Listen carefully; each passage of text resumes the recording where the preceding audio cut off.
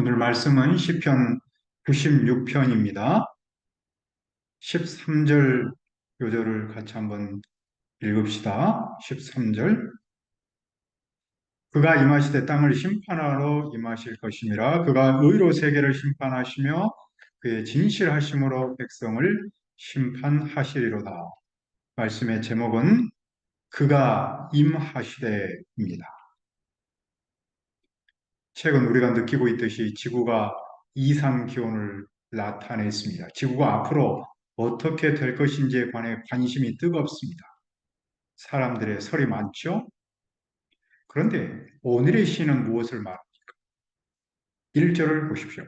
새 노래로 여호와께 노래하라. 온 땅이여 여호와께 노래할지어다. 이스라엘은 전쟁에서 이긴 후에 새로운 노래로 여호와를 찬양했습니다. 새 노래는 여호와께서 행하신 새로운 일, 새로운 경험에 대한 응답입니다. 하나님한테 구원받았을 때도 새로운 노래를 불렀습니다. 시인은 여호와께 노래하도록 온 땅을 초청합니다. 시인은 유대인은 물론이고 이방인도 여호와께 노래하기를 바랍니다. 온 세상은 여호와께 노래하며 그분의 이름을 송축해야 합니다. 그분의 이름은 그분의 존재를 말합니다. 그리고 그분의 구원을 날마다 전파해야 합니다. 또 여호와의 구원 사역을 통해 나타난 그분의 영광을 백성에게 선포해야 합니다.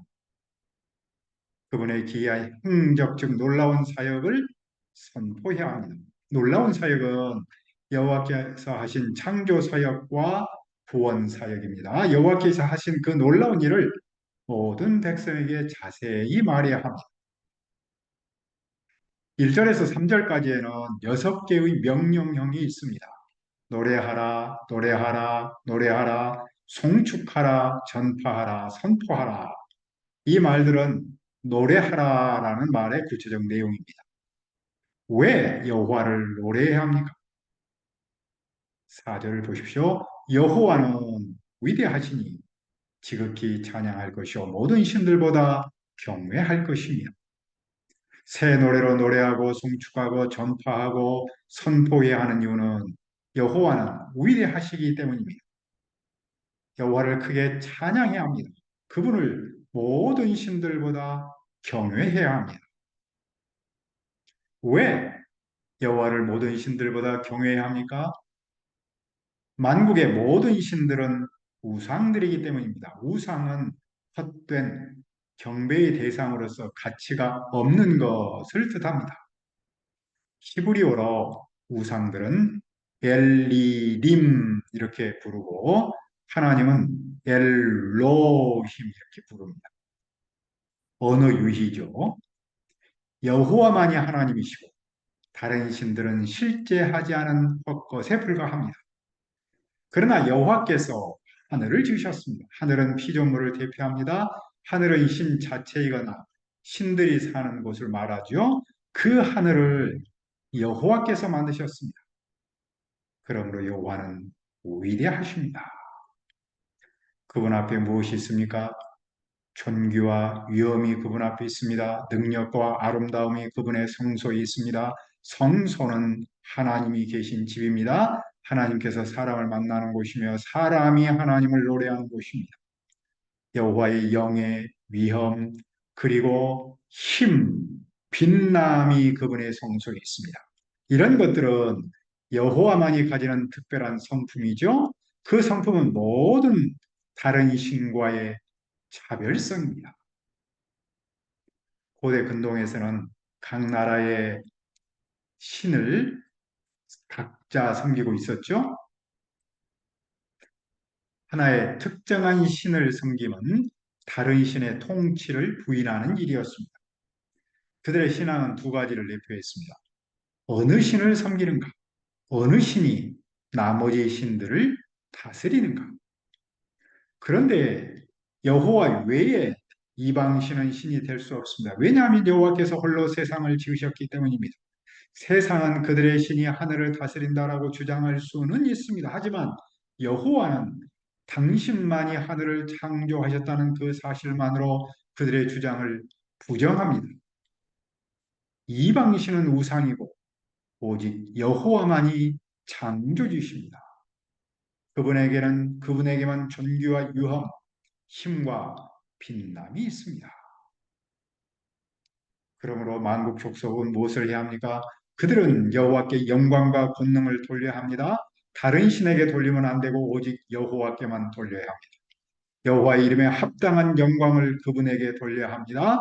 그 이름에 합당한 영광은 그분이 하신 놀라운 행적을 높이 찬양함을 뜻합니다. 그들은 어떻게 여호와께 영광을 돌려야 합니까? 그들은 예물을 들고 그분의 궁정에 들어가야 합니다. 예물은 신하가 왕께 바치는 선물입니다. 옛적의 신하가 왕을 알현할 때는 선물을 가지고 갔습니다. 이처럼 여호와를 찬양하려면 예물을 들고 그분의 성소로 들어가야 합니다. 그들은 또 어떻게 예배해야 합니까? 9절입니다. 아름답고 거룩한 것으로 여호와께 예배할지어다. 온 땅이여 그 앞에서 떨지어다. 아름답고 거룩한 것으로는 거룩한 옷을 입고 또는 거룩함의 광휘로를 뜻합니다. 그들은 거룩한 옷을 입고 여호와께 예배해야 합니다. 그리고 온 땅은 여호와 앞에서 떨어야 합니다. 그분의 존재를 인정하고 경배하라는 말입니다. 그들은 모든 나라에 무슨 말을 해야 합니까? 10절을 보십시오. 모든 나라 가운데서 이르기를 여호와께서 다스리시니 세계가 굳게 서고 흔들리지 않으리라. 그가 만민을 공평하게 심판하시리라 할지로다. 첫째로 여호와께서 다스리신다라는 사실을 말해요. 이 세상의 왕은 여호와이십니다. 여호와께서 다스리시니 세상은 굳게 섭니다. 흔들리지 않습니다. 물론 겉으로는 세상 왕이 다스립니다. 좋은 왕도 있고 안 좋은 왕도 있습니다. 그래서 세상은 흔들립니다. 하지만 본질에서 세상은 여호와께서 다스리십니다. 세상은 여호와의 뜻대로 움직이고 있습니다. 둘째로 여호와께서 만민을 공평하게 심판하신다는 사실을 말해야 합니다. 공평하게 심판한다는 말은 재판정에서 바르게 판결하여 각자의 권리를 되찾게 해준다라는 뜻입니다. 세상은 헛된 신들의 변덕이나 인간 통치자의 잘못으로 불의합니다. 하지만 여호와께서 그런 불의를 바르게 판결하십니다. 세상에는 억울함에 한숨 짓는 사람이 참 많습니다. 우리도 그런 기분을 압니다. 답답합니다. 하지만 하나님께서 때가 이르면 반드시 공평하게 심판하십니다. 하나님이 계시기에 억울함을 풀 수 있습니다. 만국 민족은 여호와를 예배하면서 하나님이 다스리신다라는 말과 함께 그분이 심판하신다라는 말을 해야 합니다. 왜냐하면 세상은 그 사실을 모르기 때문입니다. 세상을 누가 다스리는지도 세상을 누가 심판하는지도 모릅니다. 관심 자체를 품지 않는 사람도 참 많습니다. 관심을 품어도 세상 정치인이 다스리고 심판하는 줄로만 압니다. 하지만 본질에서 우리의 하나님 여호와께서 다스리시고 심판하십니다. 그래서 진정한 공의를 실현하십니다. 따라서 겉으로 볼 때 아무리 불의한 세상도 희망을 품을 수 있습니다. 하나님께서 지금도 이 세상을 다스리시고 때가 이르면 공평하게 심판하시기 때문입니다. 자연 만물은 무엇을 합니까? 하늘은 기뻐하고 땅은 즐거워합니다. 바다와 거기에 가득한 것도 외칩니다. 바깥 그곳에 사는 것도 즐거워합니다. 숲속의 나무도 즐거이 노래합니다. 하늘, 땅, 그리고 바다는 우주를 이루는 세 요소입니다. 온 우주가 기뻐하고 즐거워하고 소리 지릅니다. 바깥 숲은 자연을 뜻합니다. 자연 만물도 여호와를 노래합니다. 그것들은 왜 노래합니까? 13절을 다시 읽어봅시다. 그가 임하시되 땅을 심판하러 임하실 것이며 그가 의로 세계를 심판하시며 그의 진실하심으로 백성을 심판하시리로다. 자연 만물 온 우주가 하나님을 노래하는 이유 그분께서 오시기 때문입니다. 왜 오십니까? 그분은 땅을 심판하려고 오십니다. 심판은 무엇을 말합니까? 심판은 믿는 사람을 구원하고 믿지 않는 사람을 심판하는 겁니다. 심판에는 양면성이 있습니다. 그날을 여호와의 위대한 날로 부릅니다. 우리는 무엇을 배웁니까? 여호와께서 세상을 심판하러 오신다는 사실을 배웁니다. 여호와는 위대하신 분이고 우상과는 본질에서 차이가 있습니다. 그분은 세상을 만들고 다스리는 분입니다. 그분은 세상을 만들고 나서 모른 척하지 않습니다. 그분은 세상에 무관심하지 않습니다. 반드시 오십니다. 오셔서 심판하십니다. 그분은 무너진 창조 질서를 회복하십니다. 여호와의 오심은 예수 그리스도의 오심으로 이어집니다. 예수님은 세상에 다시 오십니다. 그분은 구원자요 심판자로 오십니다. 그러므로 그분을 믿는 사람은 예수 그리스도를 찬양합니다. 한 개인은 물론이고 교회 공동체 온 나라 더 나아가 온 세상 만문이 그분을 기다리며 찬양합니다. 다윗은 언약궤를 예루살렘으로 들여올 때에 르이 사람을 임명하여 언약궤 앞에서 이 노래를 부르도록 했습니다.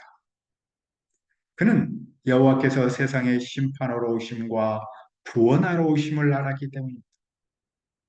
그리고 이스라엘이 바벨론 포로 생활을 마치고 거국으로 돌아올 때도 이 노래를 불렀습니다. 그들도 여호와의 구원과 심판을 체험했기 때문입니다. 그러면 우리는 무엇을 해야 합니까? 지구는 자꾸만 뜨거워지고 있습니다. 세상 지도자는 그 백성한테 실망을 안깁니다. 이런 시대에서 우리의 희망은 시린처럼 여호와께로 향해야 합니다. 그분이 오시기 때문입니다. 우리 주님 예수 그리스도께서 오시기 때문입니다. 그분은 세상을 구원하고 심판하기 위해서 오십니다. 우리는 대체할 수 없는 예수님의 정체성에 희망을 두고 그분께 새 노래를 부르기를 기도합니다. 은혜로우신 아버지 하나님, 여호와 하나님께서 위대하신 분입니다. 세상의 헛된 신과는 비교할 수 없습니다. 그분께서 세상을 만드시고 다스리십니다. 그분께서 세상을 심판하러 오십니다. 우리가 오늘의 시인처럼 그 여호와 하나님께 그 예수 그리스도께 희망을 두게 해 주시옵소서. 대체할 수 없는 예수 그리스도의 정체성을 믿고 그분의 다시 오심을 믿고 그분을 위하여 그분께 새 노래를 부를 수 있도록 도와주옵소서. 감사하고 예수님의 이름으로 기도합니다. 아멘.